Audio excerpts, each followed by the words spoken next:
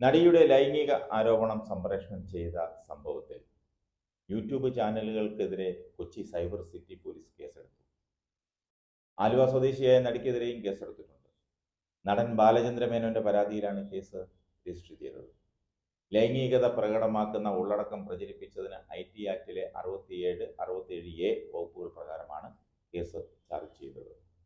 തനിക്കെതിരെ നടി ലൈംഗിക പീഡനാരോപണം ഉന്നയിച്ചതിന് പിന്നാലെ കൊച്ചി സിറ്റി പോലീസ് കമ്മീഷണർക്കാണ് ബാലേന്ദ്ര മേനോൻ പരാതി നൽകിയത്. ലൈംഗിക ചുവയുള്ള ഉള്ളടക്കമാണ് വീഡിയോയിൽ ഉണ്ടായിരുന്നതെന്നും ഇതിനെതിരെ കേസെടുക്കണമെന്നുമാണ് പരാതിയിൽ പറഞ്ഞിരിക്കുന്നത്.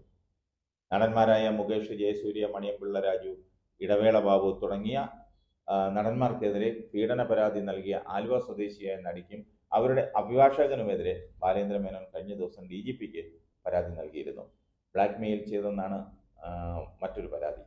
ഫോൺ കോൾ വിവരങ്ങൾ ഉൾപ്പെടെയുള്ള തെളിവുകൾ ഉൾപ്പെടെയാണ് മുഖ്യമന്ത്രിക്കും DGPക്കും ബാലേന്ദ്ര മേനോൻ പരാതി സമർപ്പിച്ചത്.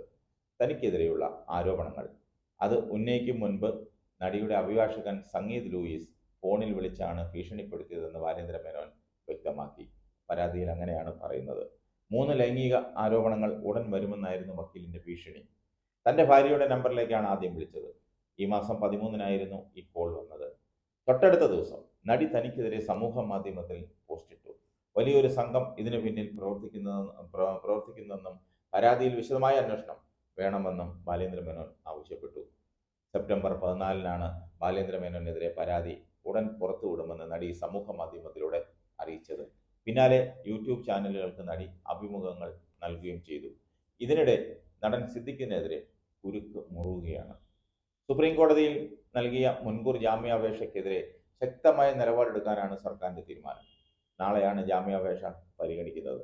സിദ്ദിഖ് നിയമത്തെ വെല്ലുവിളിക്കുകയാണെന്നും ഹൈക്കോടതി മുൻകൂർ ജാമ്യം തള്ളിയിട്ടും ഉന്നതരുടെ തണലിൽ നിയമത്തെ അംഗീകരിക്കാൻ മടി കാണിച്ചൊളിച്ചിരിക്കുകയാണെന്നും ഇന്നലെ സർക്കാർ സുപ്രീം കോടതിയിൽ സത്യവാങ്മൂലം നൽകി.